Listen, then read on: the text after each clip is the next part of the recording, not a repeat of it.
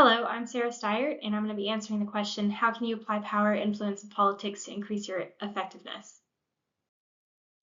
So being aware of the power that you use and how it will cause people to react is really important because in some cases it'll get people to commit to your cause.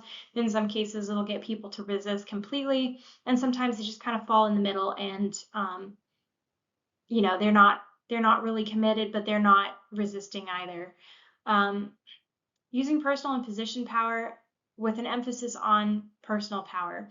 So, when you're in a managerial position, you have the position power of whatever comes with being that manager, maybe the capability to fire people or suspend them. Whereas on the other side of that personal power is what you get from the relationships that you build with people. So using personal power is going to be the preferred method because it's coming from the relationship that you've built more so than from just the power that your position holds. Develop and increase your social network. So having more people in your social network will give you referent power. I think that's how you pronounce it.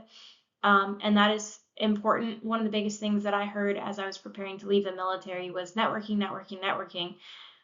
You can never know too many people, in regards to the professional world. The more connected that you are, the more connections that you have, the more powerful of a person that you are, because people look at you and they think, oh wow, they know everybody, they know so and so, they have somebody who can handle this situation. Increase your use of influence and political tactics according to the situation. So always know, pay attention to at work or whatever the situation is, school, wherever you are, to how the influence or the tactic that you are using is causing people to react in the situation so that you can become aware of which one is the correct one to use. Always do your best to make a great first impression. First impressions only happen once. If you don't set a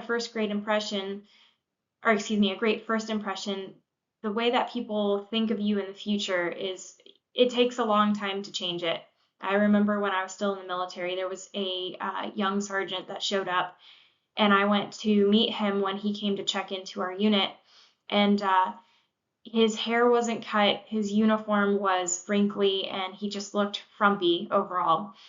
I became friends with him a very long time down the road, and he ended up being a great person, a decent leader, but my perception of him initially was incredibly bad just because he didn't present himself the way that I expected somebody in their uniform should according to our uniform standards.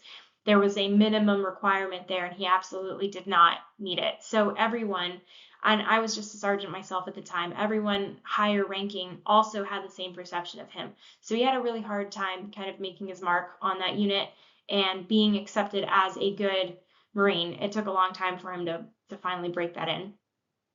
So first impressions only happen once. Empower others. There are multiple ways to do that. In management, if you have the power to let them make work decisions on their own, that is empowering. Otherwise, empowering them by giving them the opportunity to speak openly about, their ideas or what they do or don't like about where they're working at, and then possibly acting on those suggestions. And then apologize and be humble. I don't think I can emphasize that enough. When you are wrong, if you apologize, you immediately look so much better as a leader because it shows that you're humble and you're willing to accept responsibility for whatever it was that you did, and meet people at their level instead of being like untouchable or something.